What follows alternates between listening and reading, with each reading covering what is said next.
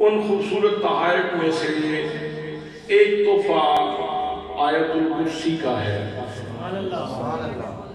یہ خوبصورت تحفہ ہے نبی مکرم صلی اللہ علیہ وسلم کا خود ارشاد گرامی ہے۔ میرے آقا نے فرمایا کہ جو بندہ صلاۃ مکتوبہ کے بعد، صلاۃ مفروضہ کے بعد، فرض نماز کے بعد آیت الکرسی پڑھنے کا عادی ہو جائے، اپنے معمولات میں اس کو شامل کر لے، اس کے درمیان اور جنت کے درمیان صرف موت کا پردہ ہے۔ یہ موت کا پردہ درمیان سے سرکے گا اور اس کی نظر جنت کی بہاروں کے اوپر پڑے گی، جنت کے مرغزاروں کے اوپر پڑے گی، جنت کی دلکشی کے اوپر اس کی نظر پڑے گی۔ یہ اتنا بڑا تحفہ ہے جو نبی پاک صلی اللہ علیہ وسلم نے ہمیں عطا فرمایا ہے۔ سبحان اللہ۔ اب جب قرآن مقدس کی ایک آیت مبارکہ کی شان یہ ہے تو پورے قرآن کی شان کیا ہو؟ اگر قرآن مقدس کی باقی آیات کی بھی اسی طرح تشریح کی جائے اور ان کی عظمتوں کو تلاش کیا جائے تو قرآن مقدس کا تو ہر حرف عظمت بدامہ ہے۔ نبی پاک صلی اللہ علیہ وسلم کے ارشاد گرامی ہے، ایک حرف پڑھنے پہ 10 نیکیاں ملتی ہیں۔ قرآن مقدس کا ایک حرف پڑھنے پہ 10 نیکیاں ملتی ہیں۔ تو گویا سارے کا سارا قرآن نیکیوں سے بھرا ہوا ہے۔ اور یہ نیکی کیا ہے، نیکی کی اہمیت کیا ہے، یہ اس وقت پتہ چلے گی جس بازار میں ڈالر نہیں چلتا، جس بازار میں پاؤنڈ نہیں چلتا، جس بازار میں ریال نہیں چلتا، جس بازار میں روپیہ نہیں چلتا، جس بازار میں درہم نہیں چلتا، جس بازار میں دینار نہیں چلتا، اس آخرت کے بازار میں چلنے والی کرنسی کا نام نیکی ہے۔ اس وقت اس کی اہمیت کا اندازہ پتہ چلے گا کہ نیکی کیا ہوتی ہے۔ تو بہرصورت میرے دوستوں، میرے بھائیوں، جو نبی پاک صلی اللہ علیہ وسلم نے ہمیں آیت الکرسی کی صورت میں تحفہ عطا کیا ہے، آئیے اس جنت کے ٹکٹ کے اوپر دیکھیں تو صحیح لکھا کیا ہے۔ برادران اسلام، اللہ کریم ارشاد فرماتا ہے، فرمایا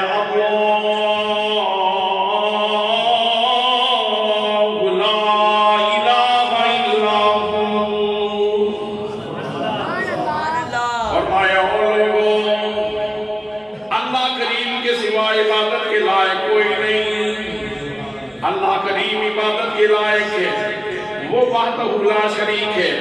حضرات محترم، اب ذرا اندازہ فرمائیے، اللہ کریم نے اس کو اسم الجلالہ سے شروع کیا، اسم الجلالہ سے شروع کیا ہے، اور اسم الجلالہ کی یہ برکتیں ہیں کہ جو بندہ اسم الجلالہ سے اللہ کریم کا ذکر کرتا ہے، اللہ کریم اس کو اپنے سارے کرم کے خزانوں سے بھی عطا فرماتا ہے۔ اس لیے کہ یہ متضمن بجمی کمالات ہے۔ میرے دوستو، اللہ کریم کے اس پاک اسم کے اندر الرحمن بھی موجود ہے، الرحیم بھی موجود ہے، الکریم بھی موجود ہے، الرؤوف بھی موجود ہے۔ اللہ کریم کی جتنی شانیں ہیں وہ ساری کی ساری اسم الجلالہ کے اندر موجود ہیں۔ اللہ جب اس پہ نظر پڑتی ہے، پھر ہم پلٹ کے ذرا دیکھتے ہیں، ایک اور تحفہ میاں آمنہ کے لال نے عطا فرمایا تھا، وہ تحفہ نماز ہے۔ اس نماز کے تحفے کو جب شروع کرتے ہو تو شروع میں بھی کہتے ہو اللہ اکبر، اور جب سلام پھیرنے لگتے ہو تو پھر بھی کہتے ہو السلام علیکم ورحمت اللہ۔ شروع بھی اللہ کے نام سے ہے اور اختتام بھی اللہ کے نام سے ہے۔ گویا کہ جب وہ اللہ کریم کے حریم نام میں داخل ہوا، ملاقات کے لیے جا رہا ہے، الصلاۃ معراج المومنین کی لذتیں لینے کے لیے جا رہا ہے، تو اللہ کریم نے داخل ہو گئی، تجھے اپنے سارے کرم کے دروازوں سے بھی عطا فرمائی، اور جب تم فارغ ہو کے جا رہا تھا، آخر میں بھی تیری زبان پہ جب لفظ اللہ آیا ہے تو اللہ کریم نے اپنے کرم کے سارے درباروں سے خیرات دے کے تجھے رخصت کیا.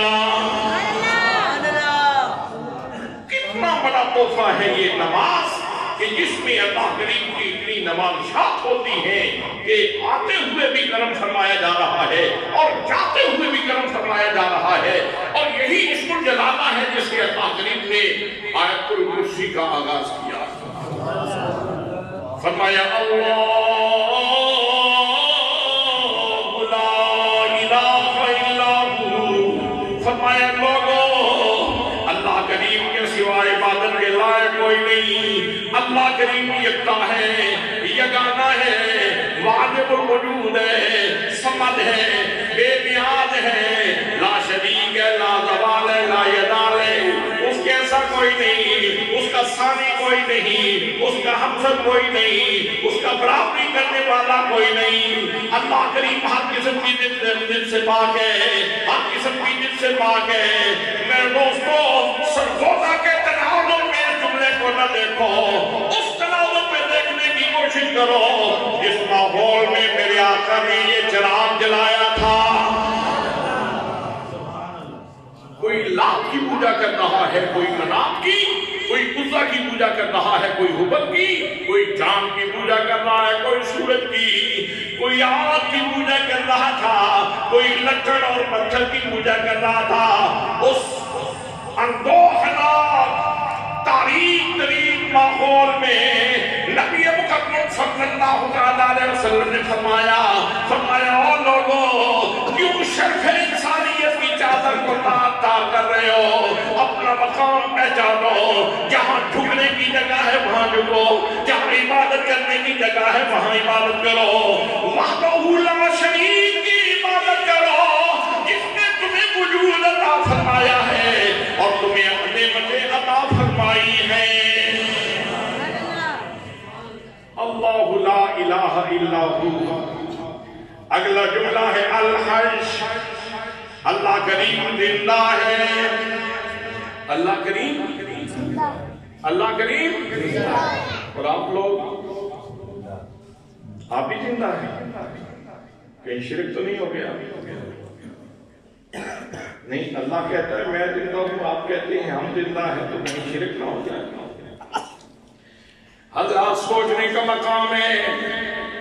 اللہ فرماتا ہے آیت الکرسی میں زندہ ہوں, اور جس بندے سے آپ پوچھیں گے وہ کہے گا میں بھی زندہ ہوں, میں بھی زندہ ہوں. تو پھر کہیں شرک لازم نہ آ جائے. داتا کے لفظ پہ تو بہت جلدی شرک کے فتوے لگ جاتے ہیں. غریب نواز کے لفظ کے اوپر تو بہت جلدی شرک کے فتوے لگ جاتے ہیں. اگر کسی اللہ کے بندے کو غوث کہہ دیا جائے تو بہت جلدی شرک کے فتوے لگ جاتے ہیں. اگر کسی اللہ کے بندے کو مشکل کشا کہہ دیا جائے, مفتیوں کی توپوں کی لت میں آ جائے گا, فتوے برسنا شروع ہو جائیں گے, آگ برسے گی فتووں کی اور جلا کے خاکستر کر دینا چاہتے ہیں. میرے دوستوں میں پوچھنا چاہتا ہوں, یہ آیت الکرسی ہے, اس میں اللہ فرماتا ہے میں زندہ ہوں.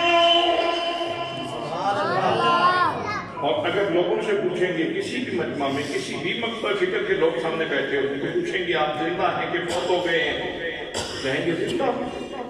اگر کہ کئی مجمع فوت ہونے جیسے ہی ہوتے ہیں. ہم زندہ ہیں. اگر مردہ کہیں تو پھر لعنت اللہ علی الکاذبین کی آواز آ جائے گی کہیں سے. تو پھر اللہ بھی زندہ ہے اور ہم بھی زندہ ہیں, تو ماں بہن امتیاز کیا ہے؟ درمیان میں حد فاصل کیا ہے؟ فرق کیا ہے کہ ہم اللہ کو بھی زندہ کہہ سکیں اور اپنے آپ کو بھی زندہ کہہ سکیں, تاکہ شرک کا شائبہ وہاں نہ آئے, شرک کا احتمال پیدا نہ ہو. اور میرے دوست کو یاد رکھو, اللہ کریم زندہ ہے تو واجب الوجود کی حیثیت سے زندہ ہے, اور ہم زندہ ہیں تو ہم ممکن الوجود کی حیثیت سے زندہ ہیں. اب آپ کہیں گے کہ یہ واجب الوجود کیا ہے, ممکن الوجود کیا ہے, تو میں مثال کے ساتھ سمجھا دیتا ہوں. یہ لاؤڈ سپیکر کس نے بنایا؟ انسان نے بنایا. کسی مستری نے بنایا, انجینئر نے بنایا. اور انسان کو کس نے بنایا؟ اللہ نے. اور اللہ کو کس نے بنایا؟ نہیں, وہ بذات خود قائم ہے. جہاں جا کے سوالات کا تسلسل ختم ہو جائے اس ہستی کو واجب الوجود کہتے ہیں۔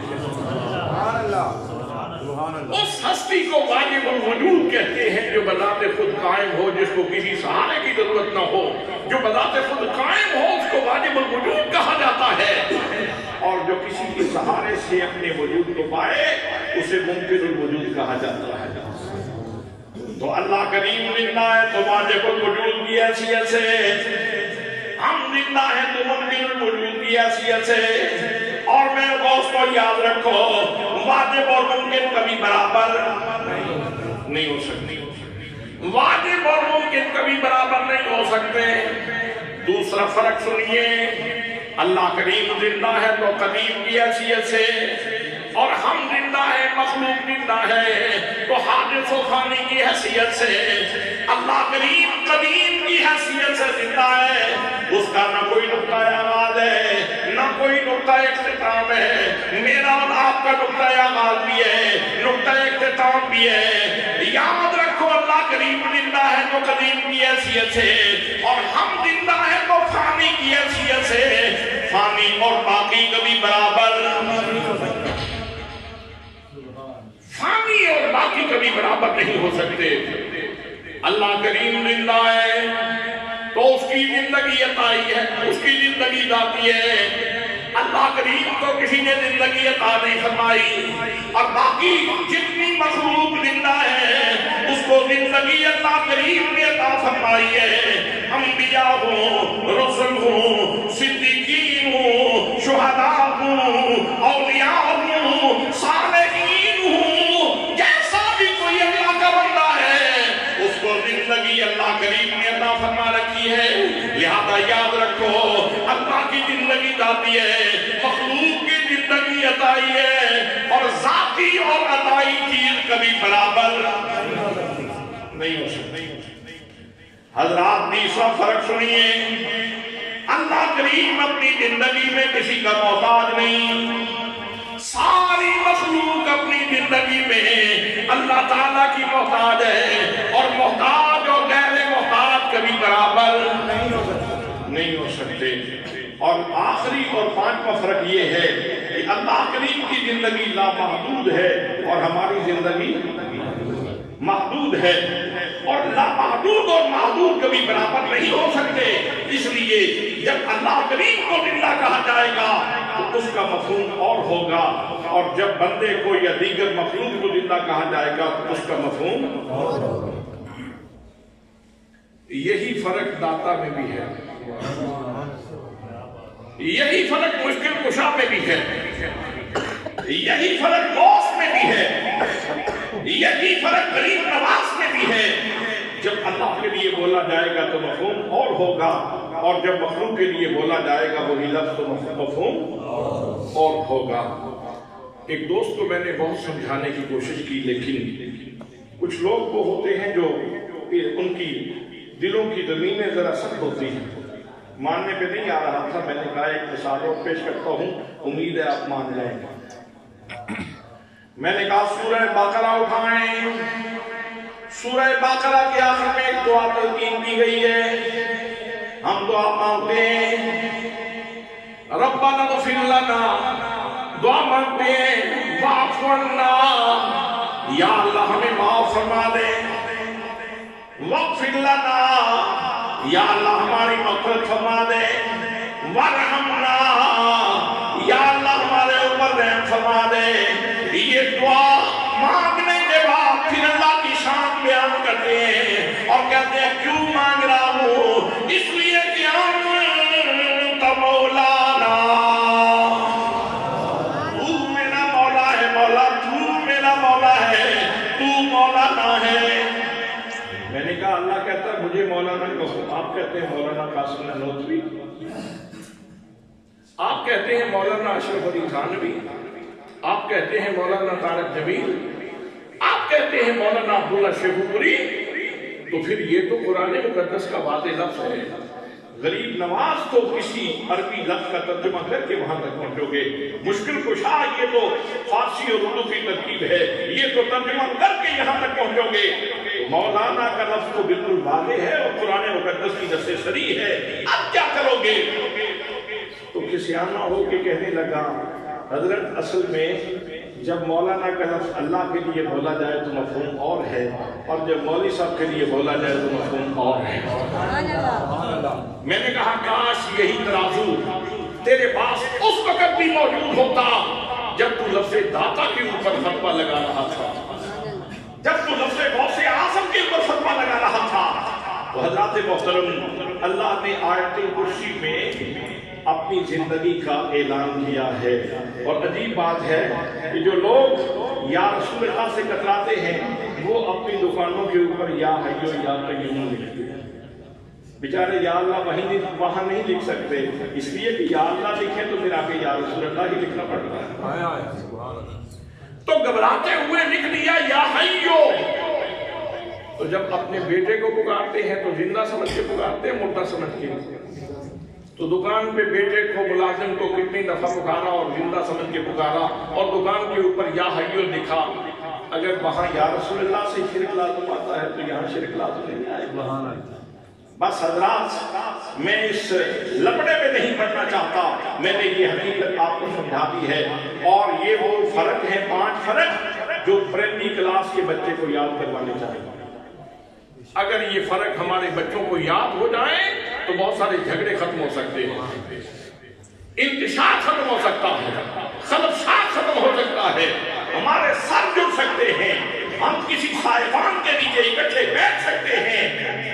हज़रात मोहतरम, मुझसे अगला जुमला है, अगला कलमा है, फरमाया अल क़य्यूम। अल्लाह करीम क़य्यूम है। क़य्यूम का माना क्या है? क़य्यूम का माना है जो बजाते खुद कायम हो और बाकी मखलूक को अपनी मर्जी से कायम रखने वाला हो। जितना अरसा चाहे, जिस हैसियत में चाहे, जिस मकाम के साथ चाहे, जिस मर्तबे के साथ चाहे, अपनी मखलूक को कायम रखे। ये अल्लाह की मर्जी पे मौकूफ है कि जो जिस मर्जी से जिस मखलूक को जिस तरह कायम रखना चाहता है उसी तरह कायम रखता है। अब अल्लाह की मखलूक में देखो तो आमिना का लाल वो हस्ती है जिसको अल्लाह करीम ने अल-ज़ावियत से इनफिरादी शान अता फरमाई है।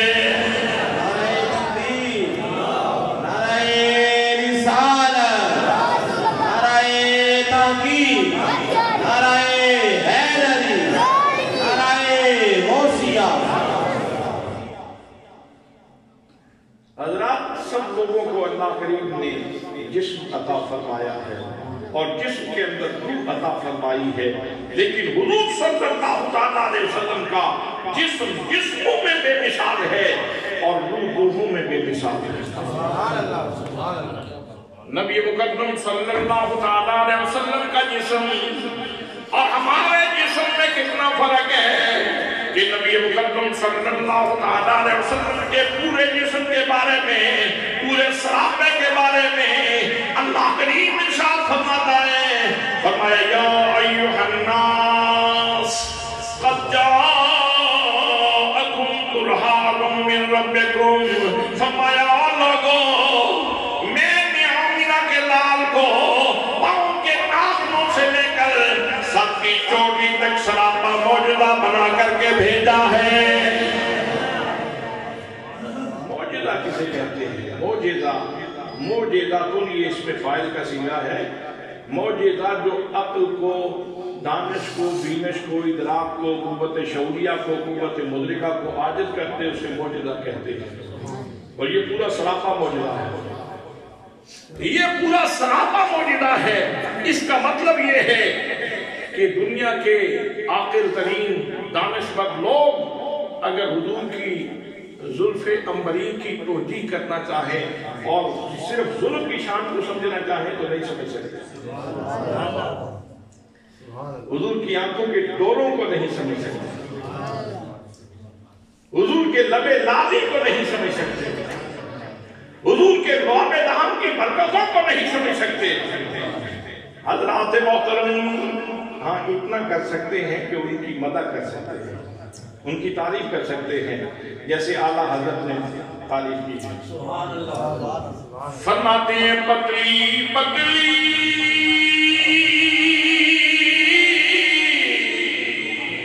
गुले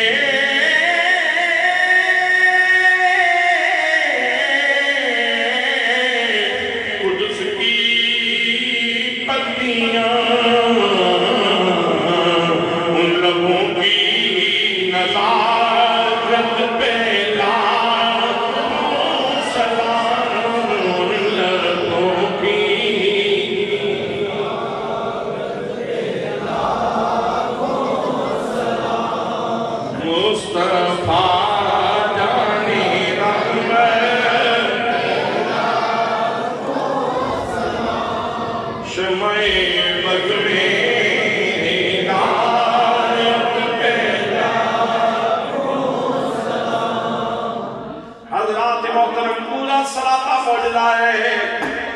आंखें देखो तो आंखें मौजूदाए। नबी मुकद्दम सल्लल्लाहु अलैहि वसल्लम आप नमाज पढ़ा रहे हैं।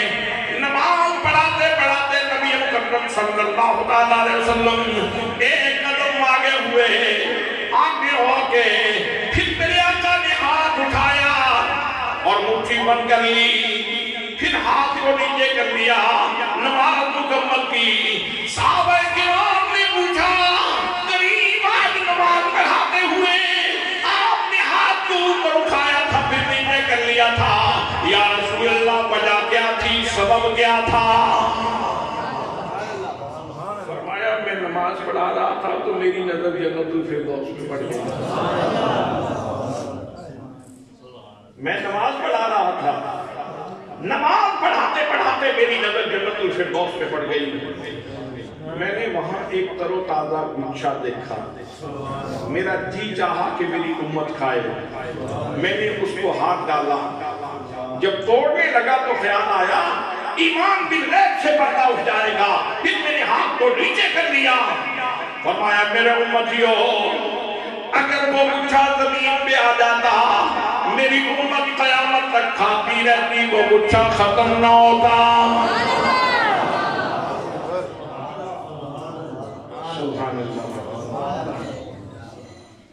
यहीं पे आला हज़रत का कलम वजद में आया। वो फरमाते हैं नीची नज़रों की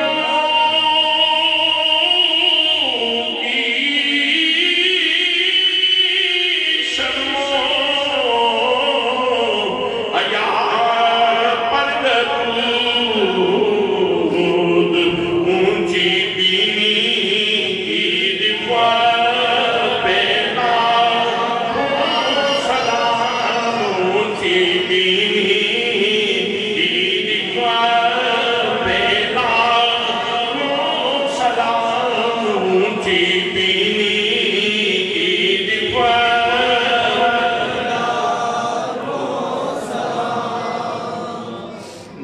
झुके तो फिर भी एक शान है और निगाह उठे तो फिर भी एक शान है। अब इसके ऊपर आप जरा तवज्जो फरमाएं कि वो आका करीम सल्लल्लाहु ताला अलैहि वसल्लम जो ज़मीन पे खड़े होकर जन्नतुल फिरदौस को देख सकते हैं, वो मदीने में बैठ के सरगोदा के गुलामों को नहीं देख सकते। कुरान मुकद्दस में बार बार कहा गया है, क्या तुम्हारे पास अकल नहीं है, क्या तुम्हारे पास दानिश नहीं है, क्या तुम गौर व फिक्र नहीं करते, क्या तुम सोचते नहीं हो, क्या तुम इसके ऊपर गौर व फिक्र नहीं करते? अल्लाह की निशानियां अल्लाह ने कायम फरमा दी है। तो हज़रात मोहतरम, ये कय्यूम की मर्जी है कि उसने कायनात के किस फर्द को किस शान के साथ कायम रखा। इसमें एतराज वाली बात नहीं, इसमें लड़ने वाली कोई बात नहीं, ये तो अल्लाह की मर्जी के ऊपर मौकूफ है। वो कय्यूम में जिस शान के साथ कायम है। और जमीन पे खड़े हैं तो हाथ कहाँ पड़ा है? जन्नत के गोशे को, जन्नत के गोशे को पड़ा हुआ है, जन्नत के गुच्छे को पड़ा हुआ है। तो जिनका हाथ जमीन पे खड़े होके जन्नत के गुच्छे को पढ़ सकता है, कभी मुश्किल आ जाए तो पुकार के देख, उनका हाथ मदीना से सरगोदा में भी आ सकता है। और फिर फरमाया ओ मेरे उम्मत اگر وہ گچھا زمین پہ آ جاتا میری امت قیامت تک کھاتی رہتی، وہ گچھا ختم نہ ہوتا۔ یہ بات کیسے درست ہو سکتی ہے؟ یہ جملہ تب درست ہو سکتا ہے، مثال میں عرض کرتا ہوں، اگر علامہ باسط صاحب یہ اعلان کریں کہ آپ جتنے بھی لوگ ہو نا محلے والوں تم سارے بھی آ جاؤ، تو ہم نے اتنا تبرک تیار کر رکھا ہے کہ تم سب سے ختم نہیں ہو سکتا۔ تو یہ تب ہو سکتا ہے جب ان کو پورے محلے کا ادراک ملے۔ سبحان اللہ۔ محلے میں بندے کتنے رہتے ہیں؟ سبحان اللہ۔ اور آج شام کو جلسے میں کتنے لوگ ہیں اور ان کی طلب کتنی ہے، ان کی چاہت کتنی ہے، ان کی جو ہے وہ ضرورت کتنی ہے، جب افراد کا بھی پتہ ہوگا، ہر ایک کی طلب کا بھی پتہ ہوگا، تو پھر یہ اعلان کیا جا سکتا ہے کہ محلے کے سارے لوگوں تم سارے کے سارے بھی آ جاؤ، ہم نے اتنا لنگر تیار کر رکھا ہے کہ تم سب سے ختم نہیں ہو سکتا۔ حضرات محترم، جب تک یہ بات، جب تک اندازہ پورا نہیں ہوگا، علم پورا نہیں ہوگا، اتنی دیر تک یہ بات غلط ہوگی، اتنی دیر تک درست نہیں ہوگی۔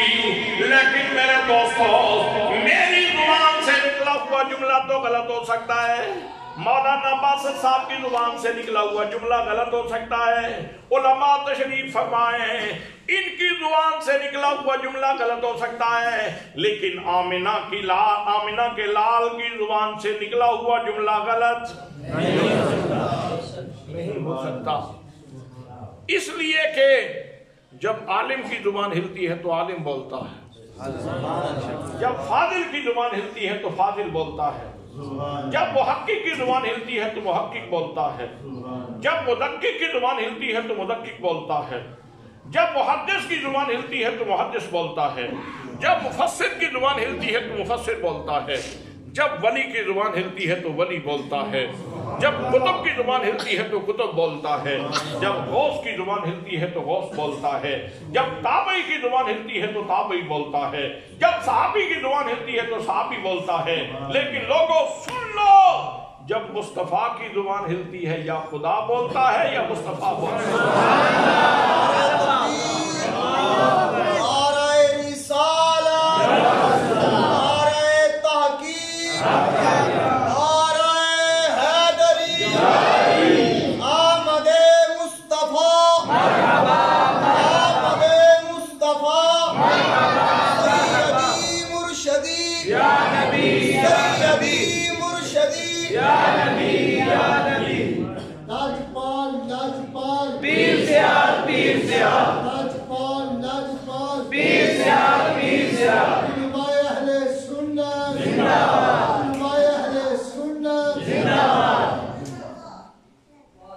قاری باسط صاحب اعلان کریں گے تو آج شام کا صرف اعلان کریں گے۔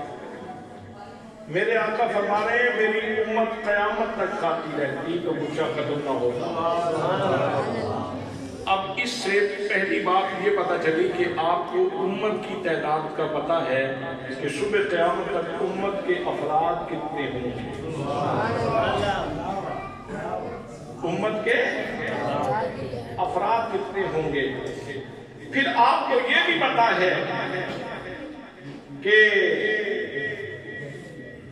کون کون بندہ اس کی صبح کی طلب کیا ہوگی، اس کی دوپہر کی طلب کیا ہوگی اور اس کی شام کی طلب کیا ہوگی۔ گھر کتنے ہوں گے، سکان گھر کتنے ہوں گے، گھر کے رہنے والے کتنے ہوں گے، ان کی طلب کتنی ہوگی۔ یہی وہ علم ہے، علم لدنی جس کو کہتے ہیں، یہی وہ علم ہے، علم لدنی جس کو کہتے ہیں، اور یہی وہ غیب ہے، علم غیب سنی جس کو کہتے ہیں۔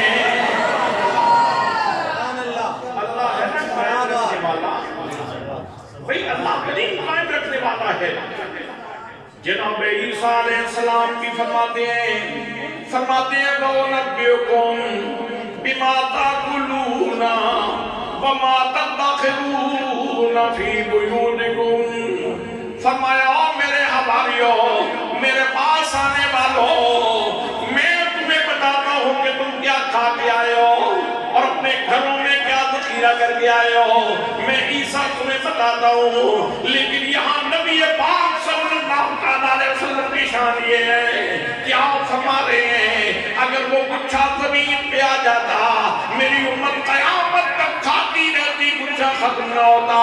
इसका मतलब ये है मेरे आका को अपनी उम्मत की तादाद का भी पता है और उम्मत के एक एक फर्द की तलब का भी सुबह क़यामत तक पता है।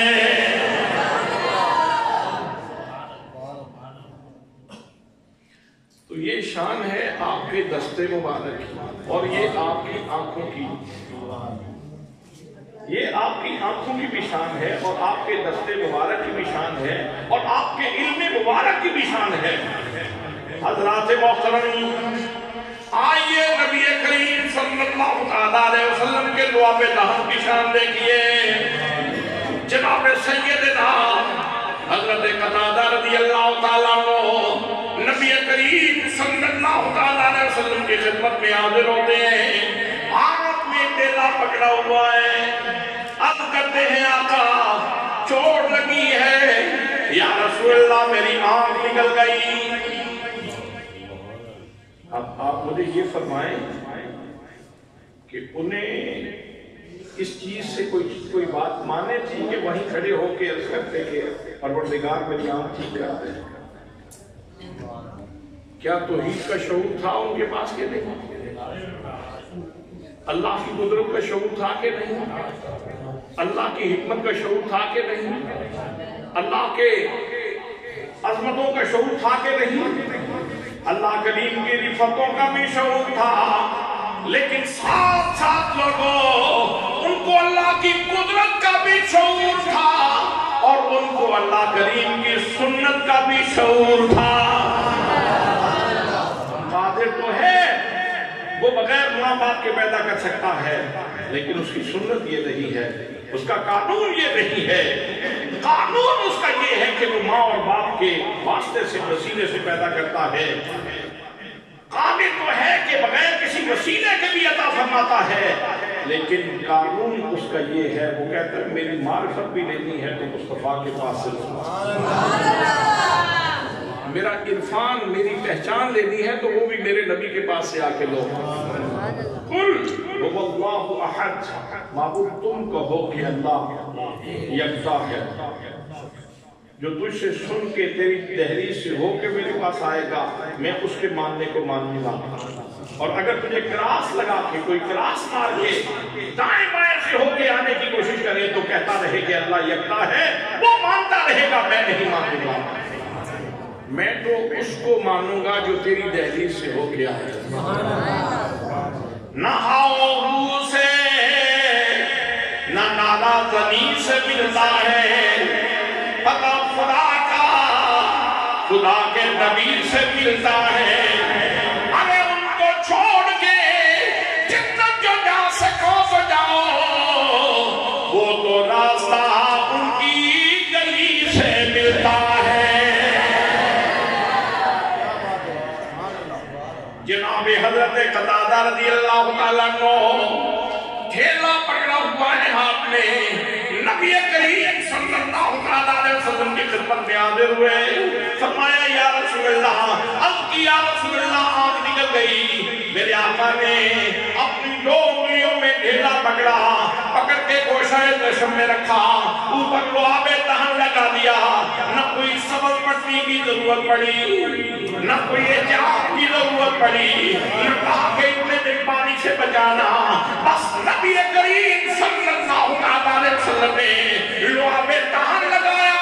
लुआबे दहन लगाने की देर थी, जहां जहां से कोई रेशा जुड़ा हुआ था वो वहां जुड़ गया और फौरन आंखों का नूर बहाल हो गया।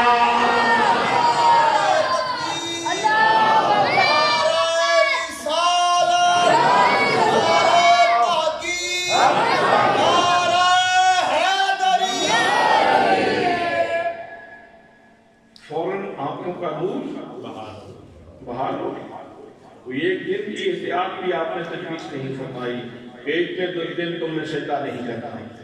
حضور کی امت میں بڑے بڑے آئی اسپیشلسٹ پیدا ہونا چاہیے.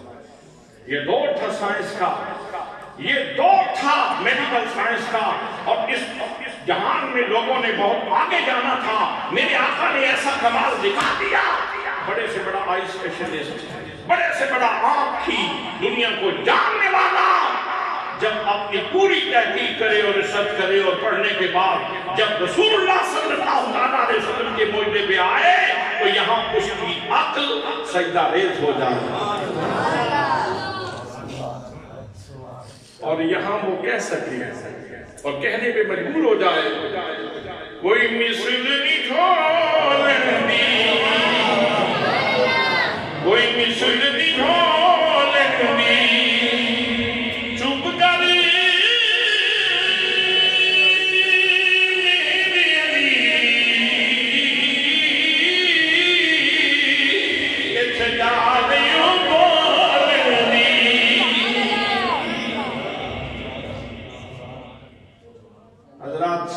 حضرت معاذ رضی اللہ تعالیٰ عنہ لڑتے لڑتے بدر میں بازو کٹ گیا, ایک تسمہ باقی بچ گیا, وہ آڑے آ رہا تھا, اپنے پاؤں کے نیچے رکھا, کہا جہاد میں آڑے آ رہا ہے, کاٹ کے اس کو پھینک دیا ہاتھ. اب جہاد میں لڑنے لگے. اللہ کریم نے مسلمانوں کے جذبہ صادقہ کی وجہ سے اپنی نصرت خاص سے نوازا اور مسلمانوں کو فتح مبین مل گئی. اب جب جنگ ختم ہو گئی, حضرت معاذ نے اپنا بازو تلاش کیا. بازو تلاش کر کے اٹھائے ہوئے نبی کریم صلی اللہ علیہ وسلم کی خدمت میں حاضر ہو گئے. عرض کی کریم میرا بازو کٹ گیا تھا, یہ نہیں فرمایا میں کیا کروں, کٹ گیا ہے, میں کیا کر سکتا ہوں اگر کٹ گیا ہے, میں بھی تمہاری طرح ہوں اگر کٹ گیا ہے تو, لیکن یہ نہیں فرمایا. صحابہ کو بھی پتا تھا میرا رب قیوم ہے اور اس نے مختلف ہستیوں کو مختلف شانوں کے ساتھ قائم رکھا. یہ اس کی شان قیومی کا اظہار ہے. نبی مکرم صلی اللہ علیہ وسلم نے بازو پکڑا اور جس کا بازو آپ پکڑ لے, سبحان اللہ, سبحان اللہ, سبحان اللہ, جس کا بازو لجپال پدید نو توڑ دے نہیں, لجپال پدید نو توڑ دے نہیں, جدی باں پھڑ دے پھر چھوڑ دے نہیں. نبی مکرم صلی اللہ علیہ وسلم نے بازو پکڑا, بازو پکڑ کے اپنی جگہ پہ رکھا. حضرات محترم جس نے فرق نے دیکھا, جہاں سے ہڈی ٹوٹی ہوئی تھی ہڈی جڑ گئی, جہاں سے پٹھے کٹے ہوئے تھے پٹھے جڑ گئے. گویا ہڈی بھی انتظار کر رہی تھی, ہاتھ کے پٹھے بھی انتظار کر رہے تھے, کسی کا اشارہ ہو تو ہم تعمیل کریں. ہڈی بھی جڑ گئی, پٹھے بھی جڑ گئے, خون کا دورانیہ بھی قائم ہو گیا, خون کا تسلسل بھی قائم ہو گیا. نہ کوئی احتیاط بتائی, نہ کوئی دن بتائے, نہ یہ کہا کہ اتنے دن اس سے بوجھ نہ اٹھانا. حضرات محترم, یہ مصطفیٰ کریم صلی اللہ علیہ وسلم کا فیضان ہے کہ بس لعاب دہن لگنے کی دیر تھی, بازو اپنی جگہ پہ پوری فعالیت کے ساتھ موجود ہے. کیا بات ہے, سبحان اللہ, پوری فعالیت کے ساتھ موجود ہے.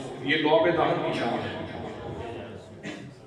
چونکہ یہ امت تھی نا سائنس کی, اس میں سائنس نے بہت ترقی کرنا تھی. بڑے بڑے آرتھوپیڈک ہڈی کے ماہر, حافظ آبادی ہڈی جوڑ توڑ, جی بڑے بڑے ماہرین پیدا ہوتے تھے. اللہ نے اپنے محبوب کو وہ شان عطا فرمائی کہ محبوب بڑے سے بڑا آرتھوپیڈک جب پوری تحقیق کے سارے جہان میں کنگھال کے واپس لوٹ کے تیری سیرت کو دیکھے گا, یہاں آ کے کہے گا کہ مریض تو میں نے بھی بہت سارے مریضوں کا علاج کیا تھا، اور آمینہ کے لال تیری تو مثال ہی کوئی نہیں۔ وہ سارے جہانوں کی تحقیق کرنے کے بعد آخر میں اس نقطے پہ آ کے کھڑا ہوگا اور کہے گا میری نگاہوں میں، اب میری نگاہوں میں ججتا نہیں کوئی، جیسے میرے سرکار ہیں، جیسے میرے سرکار ہیں، ویسا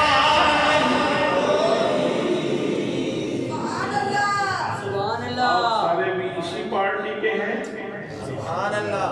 جو رسول اللہ کی پارٹی کا ہے وہ تو پڑے، جو کوئی اور کسی اور گروپ کا ہو تو وہ اپنی مرضی ہے اس کی۔ اب میری نگاہوں میں ججتا نہیں کوئی، جیسے میرے سرکار ہیں، جیسے میرے سرکار ہیں، ویسا نہیں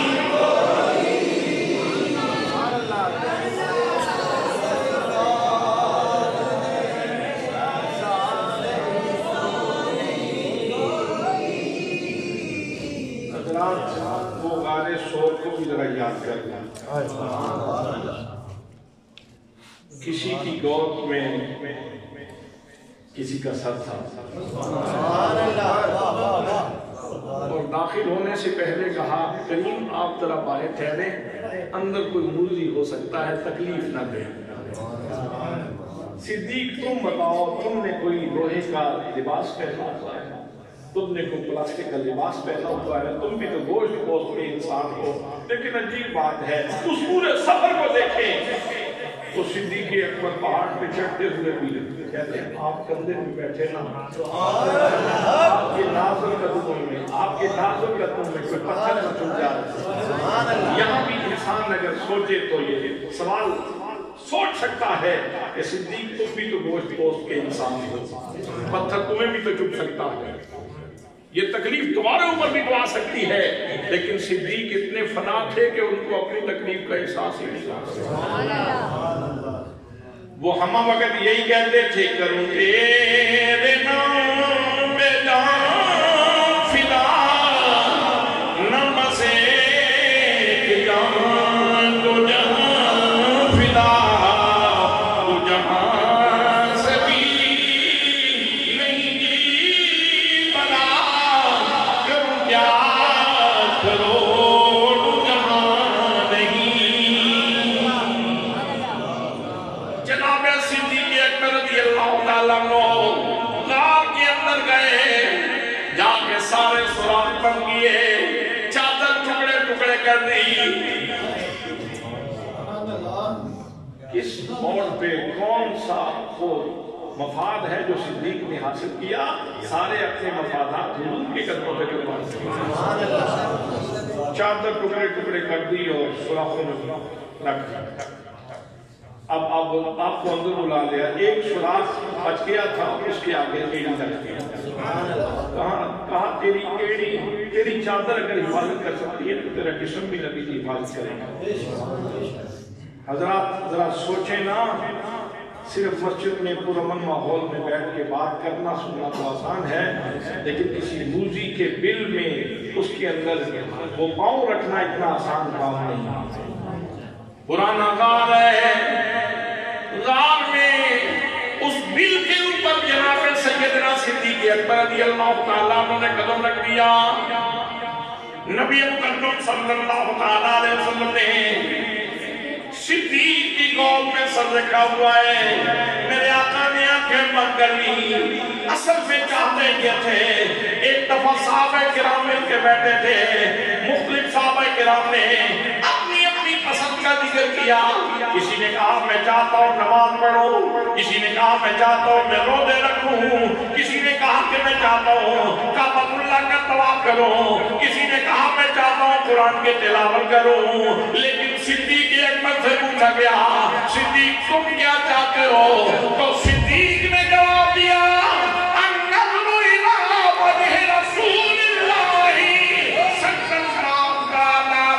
वसल्लम।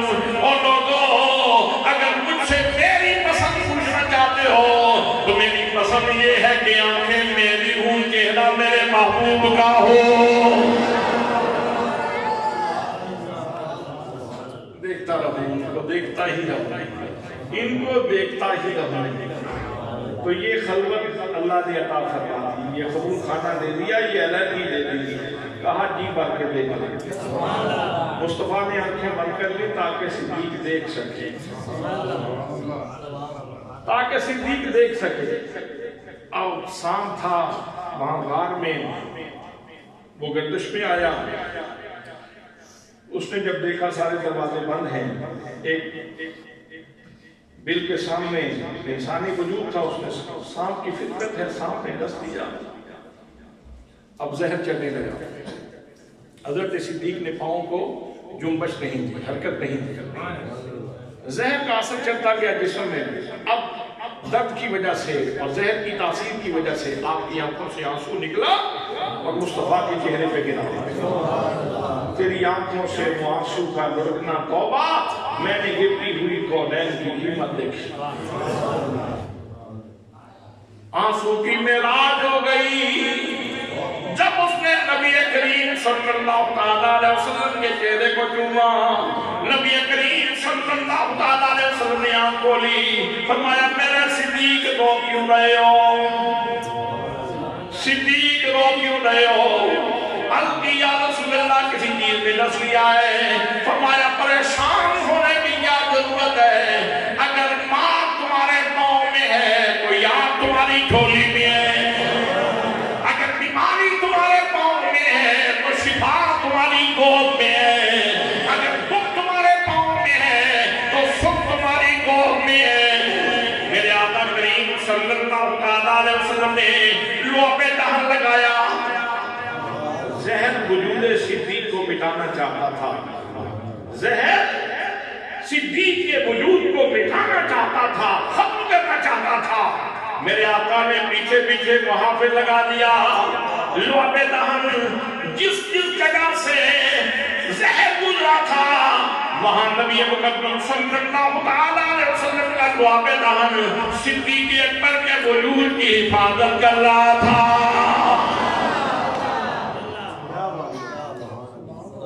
हज़रात, अब मैं उस संगम पे पहुंच गया हूं जहां से मुझे बगदाद शरीफ का सफर करना है।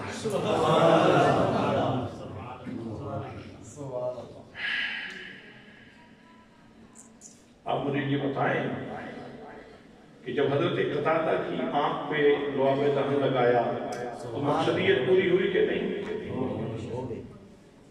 मकसदियत पूरी हुई कि नहीं? हो गई। आंख ठीक हुई कि नहीं? नूर बहाल हुआ कि नहीं?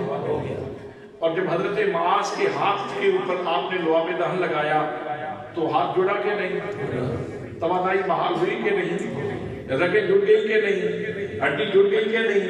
मकसदियत पूरी हुई कि नहीं? और जब हजरत सिद्दीक अकबर के पाँव पे लुआबे दहन लगाया तो उनकी जान की हिफाजत हुई कि नहीं? मकसदियत पूरी हुई कि नहीं? हजरात मोहतरम, अब जरा बगदाद की तरफ चलते हैं।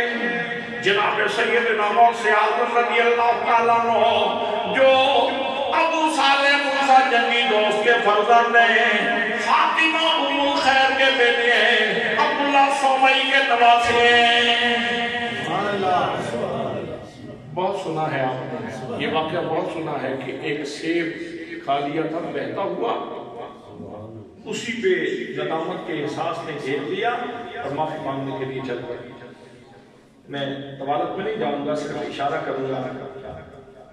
उन्होंने कहा नहीं, अब माफी मांगने आए हैं, 12 साल मेरे बाप को गोदी करोगे, पानी दो।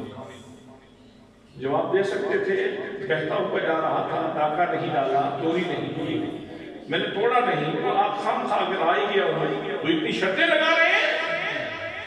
लेकिन दोस्तों, उनको एहसास ये था इस जिंदगी में इतनी गोडी भी करनी पड़े, पानी भी देना पड़े, लेकिन मेरा रब राजी हो जाए, मालिक राजी हो जाए तो मुझे बारे में है।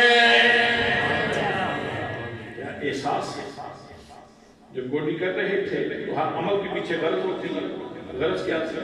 پانی دے رہے تھے تو غرض کیا تھی؟ گوڈی کیسے؟ ذہن میں تو یہی چل رہا تھا، وہ راضی ہو جاتا، توڑے رسے ساری لیں وہ نہ رسے جستی میں، توڑے رسے ساری لیں اور نہ رسے میں جستی میں۔ حضرات ایک پھل کھایا تھا اور اس کے اوپر 12 سال کی ریاضت کی۔ پھر جب 12 سال پورے ہو گئے تو کہا حضرت آپ گن لیں، میری گنتی میں تو کام پورا ہو گیا ہے۔ وہ کہنے لگے نہیں، ابھی ایک شرط اور بھی باقی ہے۔ وہ کیا ہے؟ میری ایک بیٹی ہے جو آنکھوں سے اندھی ہے، زبان سے گونگی ہے، ہاتھوں سے گونگی ہے، پاؤں سے لگڑی ہے، اس کے ساتھ شادی کرنا ہوگا۔ کیا بندہ سوچتا نہیں ہے؟ آپ کو اپنے بارے میں اگر یہ مرحلہ درپیش ہو تو آپ اپنے فیوچر کے بارے میں کتنی پلاننگ کرتے ہیں؟ اپنے بچوں اور بچوں کے معاملے میں کتنا سوچتے ہو کہ ان کا مستقبل سمجھ جائے، ان کا مستقبل اچھے گھرانے کے ساتھ وابستہ ہو جائے۔ سبھی لوگ اپنے مستقبل کے اوپر سوچتے ہیں، فیوچر کے اوپر سوچتے ہیں، لیکن حضرات یہ جو حسن قدسیہ، ان کے سامنے اصل میں فیوچر کی تینوں قسطیں موجود ہیں۔ ہم صرف ایک قسط کے اوپر نظر رکھتے ہیں۔ مستقبل کی 3 قسطیں ہیں، ایک قسط موت تک ہے، مستقبل کی ایک قسط موت پہ جا کے ختم ہو جائے گی، اگلی قسط جو ہے وہ قبر میں شروع ہو جائے گی، اور اگلی قسط پہ میدان محشر کی ہے۔ تو جو نفوس قدسیہ ہیں، جو اللہ کے بندے ہیں، جو متقین ہیں، جو صاحب احسان ہیں، جو محسنین ہیں، جو اللہ کے بندے ہیں، عابد و زاہد ہیں، وہ اس قسط میں مشکلات کہتے ہیں برداشت کر لیں گے، لیکن قبر کا اندھیرا برداشت نہیں ہوتا، قبر کی تلخی برداشت نہیں ہوتی۔ لہذا ٹھیک ہے جناب والا، میں تیار ہوں، اگر میرا مالک اسی طرح راضی ہوتا ہے تو میں اس کام کے لیے بھی تیار ہوں۔ نکاؤ کہا کہ فلاں کمرے میں آپ کی منقوہ بیٹھی ہوں، سے جا کے مل لو۔ وہاں دیکھا تو ایک توانا حسین و جمیل خاتون بیٹھی ہے، نظر پڑی تو چیخ نکل گئی۔ یہاں تو نظریں آوارہ ہو رہتی ہیں۔ یہ جو اس دور کا نوجوان ہے، اس کو غوث اعظم کی چاول کھلانے کی ضرورت نہیں ہے، اس کو غوث اعظم کے گھرانے کا حیا دینے کا وقت ہے۔ آج موبائل سکرین کے اوپر کتنی بے حیائی پھیلائی جا رہی ہے۔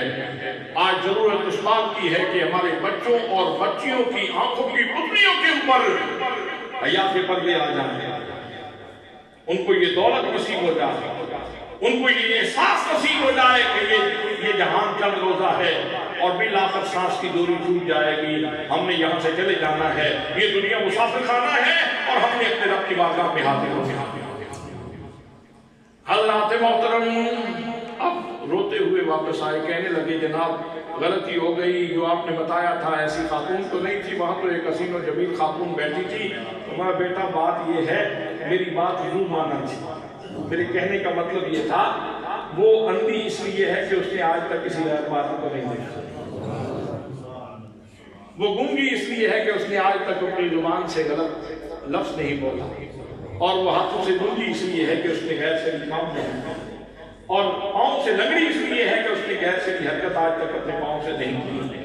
حضرات جب باپ ہو نا ایک سیب کے اوپر اتنی گوڈی کرنے والا اور اتنا احساس رکھنے والا، اور ماں وہ فاطمہ ام الخیر، تو پھر گود میں عبد القادر جیلانی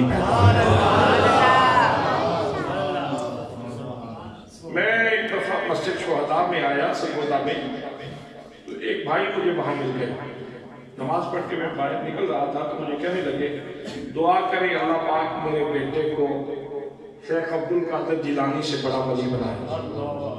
میں نے کہا یا کر، شرم نہیں آئی تجھے یہ بات کرتے ہوئے؟ پہلے اپنے آپ کو دیکھ، موسیٰ ابو صالح جنگی دوست کیسی کوئی رمق تیرے اندر پائی جاتی ہے؟ اپنے گھر کو دیکھ، تیری بیوی میں کیا فاطمہ ام الخیر جیسی خصوصیات پائی جاتی ہیں؟ اور کیا تیری رگوں میں خون رسول ہے؟ یہ چیز نہیں ہے تو پھر اتنی غنیمت سمجھ، یہ دعا مانگا کر کہ میرا بیٹا عبد القادر جیلانی کا غلام بن جائے۔ یہ اعزاز ہے کہ عبد القادر جیلانی کا غلام بن جائے تیرا بیٹا، کہ میرا بیٹا عبد القادر جیلانی سے بڑا ولی بن رہا ہے. میں نے کہا یہ منہ اور رسول کی بات کرتے ہوئے بھی بندے کو سمجھ آنی چاہیے اور وہ فکر کرنی چاہیے. حضرات اللہ کریم چاہے تو بہت کچھ کر سکتا ہے لیکن سنت قائمہ نہیں ہے اس میں.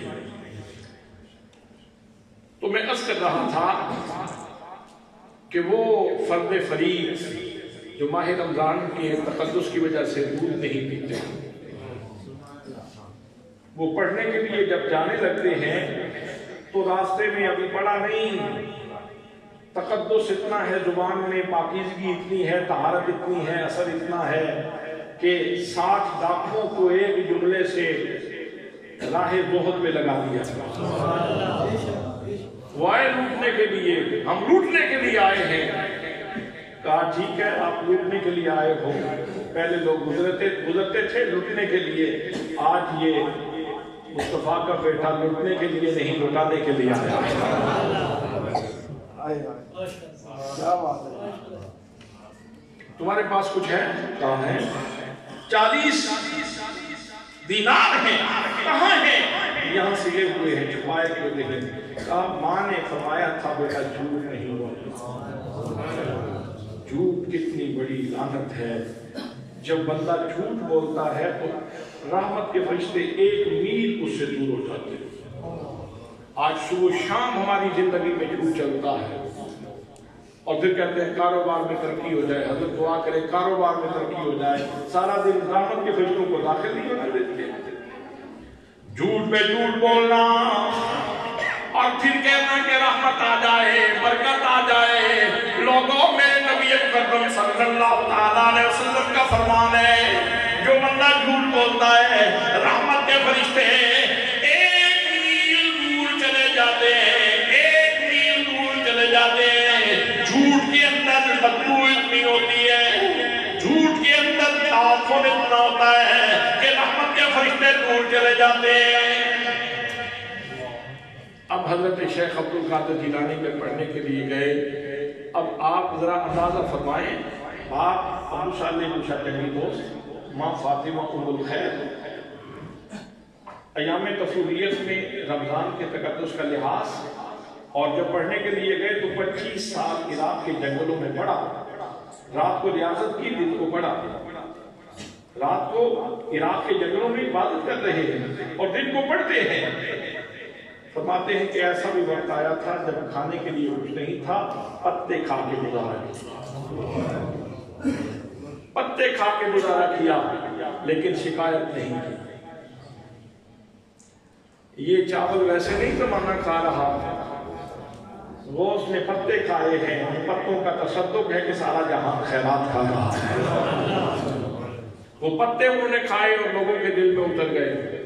آج ان کے پتوں کی وجہ سے لوگوں کو خدا کا پتہ مل رہا ہے.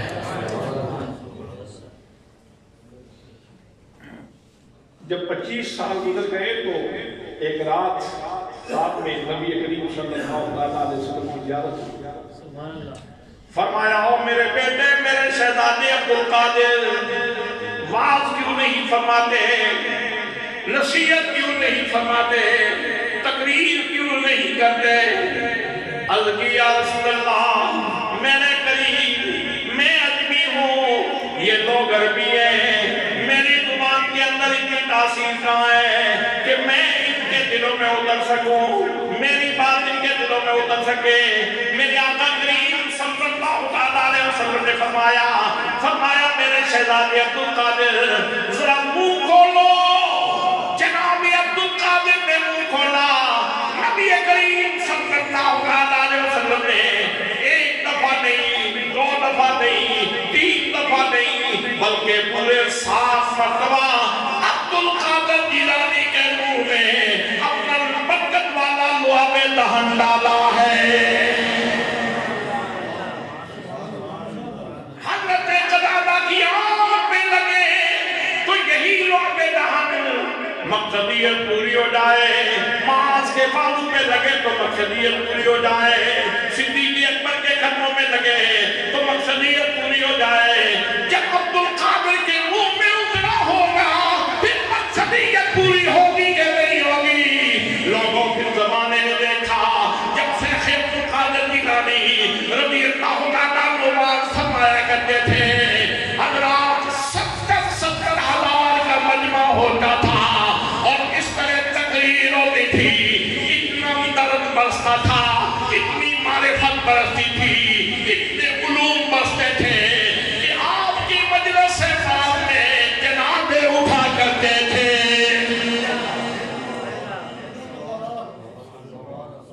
قاری ہیں تو بلا کے ہیں،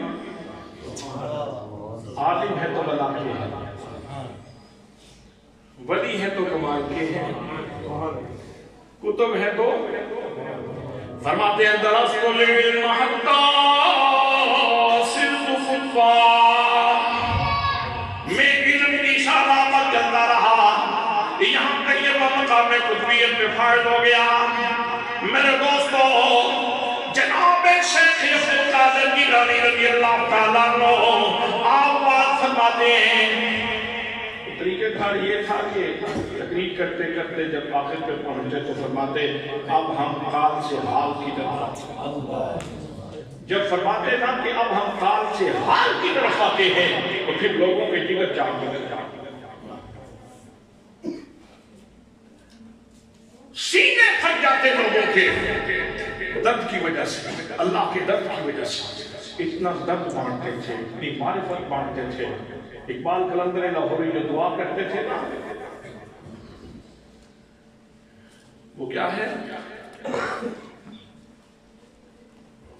حضرت قلندر لاہوری نے دعا مانگی کہ یا اللہ مجھے وہ عطا اسلاف کا جذبے ضرور کر، عطا اسلاف کا جذبے ضرور کر۔ اس کا مطلب یہ ہے کہ مجھے اسلاف کی وہ چنگاری دے میرے سینے میں رکھ، میں تڑپوں اور تو دیکھے۔ عطا اسلاف کا جذبے ضرور کر، شریک زمرہ لا یحزنوں کر، خرد کی گتھیاں سلجھا دوں میں میرے اور میرے اللہ، مجھے صاحب جنوں کر، مجھے صاحب جنوں کر، مجھے صاحب جنوں کر۔ حضرات اس کو سمجھنے کی ضرورت ہے، کسی بھی ہستی کی طرف سب سے پہلے میلان پیدا ہوتا ہے، میدان میں تیزی آتی ہے تو پھر اس کو رغبت کہتے ہیں، رغبت میں تیزی آتی ہے تو اس کو محبت کہتے ہیں، محبت میں شدت آ جائے تو اس کو عشق کہتے ہیں، اور عشق کے سمندر میں جب طغیانی آ جائے تو اسے جنون کہتے ہیں، اقبال کہتے ہیں میں جنون کا سوال کرتا ہوں، مجھے جنون دے میں تڑپوں اور تو دیکھے۔ آج سارا جہان ایسوں کا سوالی ہے، کوئی جنون کا سوالی نہیں، اور پرانے لوگ اکثر جنون کے سوالی ہوتے تھے، وہ تڑپا کرتے تھے، زمانہ نہیں تھا، کہتے فلاں کو وجد ہو گیا، فلاں اللہ کی محبت میں تڑپنے لگا۔ عرس ہو رہا تھا حضرت بابا فرید الدین مسعود گنج شکر کا، تو قبال نے یہ شعر پڑھ دیا، رات اندھیری گھومن گھیری تے دریا ٹھاٹھا مارے، او کی جانن سارا ساڈی جڑے رہن کنارے۔ حضرت پیر علی شاہ صاحب موجود تھے، آپ کو وجد ہو گیا، جو ساتھ ادھر بیٹھے تھے ان کو ہاتھ لگا تو ان کو وجد ہو گیا، ادھر جو بیٹھے تھے ان کو ہاتھ لگا تو ان کو وجد ہو گیا، ان کا ہاتھ آگے لگا تو ان کو وجد ہو گیا، ان کا ہاتھ آگے لگا تو آگے وجد ہو گیا، برآمدے میں جتنے لوگ بیٹھے تھے سب کو وجد ہو گیا۔ دیوان صاحب نے اپنے خادم کو بھیجا پیر صاحب کو جا کے کنٹرول کرو، خادم آیا اس نے آگے پیر صاحب کا ہاتھ پکڑا تو اس کو وجد ہو گیا۔ وہ لوگ کیا خوبصورت لوگ تھے۔ آج پتہ نہیں حرام و حلال کی تمیز اٹھ جانے کی وجہ سے، جھوٹ اور سچ کی تمیز اٹھ جانے کی وجہ سے، اور انسانی قدروں کا جنازہ نکل جانے کی وجہ سے ہم غصے کے انسان ہیں، غصے کے۔ وہ کبھی لوگ تھے جو تڑپا کرتے تھے، تڑپا کرتے تھے اور تڑپایا کرتے تھے۔ حضرات میں ختم کروں، بات تو بہت لمبی ہو گئی، ابھی میں نے جو آیت پڑھی تھی اس کا تو میں نے ابھی ترجمہ بھی نہیں کیا۔ بسم اللہ۔ تو عرض کر رہا تھا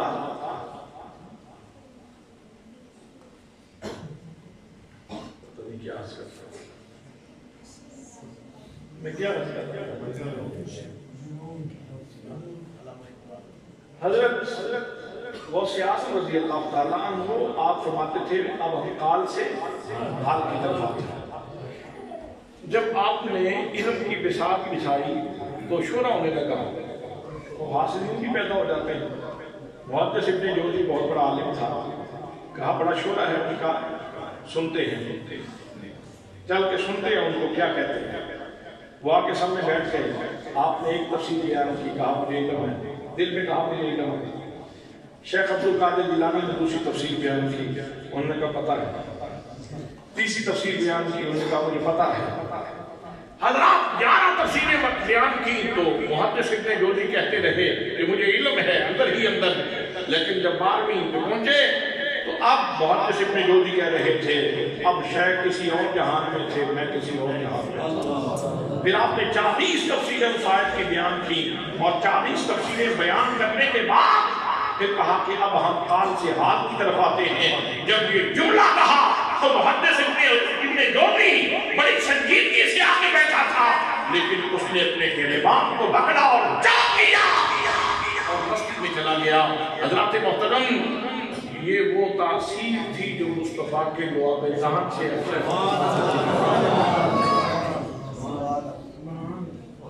حضرات اللہ کریم القیوم اس کی شان ہے۔ لا تأخذہ سنۃ ولا نوم، بڑا دلچسپ جملہ ہے، اس کی تشریح کی ضرورت ہے۔ تو اسے اونگ نہیں آتی اور اسے نیند بھی نہیں آتی۔ سبحان اللہ۔ کئی منشیوں کو بڑی فکر ہے اللہ کا ٹائم ٹیبل بنانے کی، کہ فلاں وقت سنتا ہے، فلاں وقت نہیں سنتا، فلاں وقت دعا کرو، فلاں وقت دعا نہ کرو۔ اللہ فرماتا ہے میں ہمہ وقت کا بادشاہ ہوں، ہمہ وقت کا راجا۔ مجھے اونگ نہیں آتی، مجھے نیند نہیں آتی، مانگنا تیرا کام ہے، دینا میرا کام ہے۔ لا تأخذہ سنۃ ولا نوم۔ تو انشاءاللہ جو جملہ پڑھا ہے من ذا الذی یشفع عنده الا بإذنہ، وہ بھی 4 سٹیپ اور آگے ہے۔ تو معنی اس کا یہ ہے کہ کون ہے، کس کی جرت ہے کہ اس کے بازار میں اس کے دربار میں بول سکے، شفاعت کر سکے، سوائے اس کے اذن کی۔ اصل میں نے اس پہ بات کرنی تھی، تو سوچا تھا کہ تھوڑی سی آیت الکرسی کے پہلے لفظوں میں تشریح کروں گا، پھر اس کی تشریح شروع کروں گا۔ ایک بڑی خوبصورت میں نے آپ کو بات سنانی تھی، لیکن چل خدا کرتے ہیں۔ وما علیہ الا البلاغ المبین۔